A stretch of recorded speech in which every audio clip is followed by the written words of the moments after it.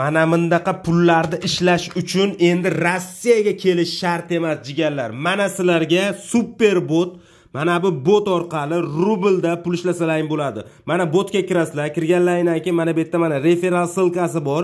Referral silkani olasizlar, tanishlarga, gruppalarga, qarindoshlarga hammaga jo'natib, shu orqali mana shu tanishlarning kirgani hisobiga pul ishlasalaring bo'ladi. Hamyonlaring bo'ladi.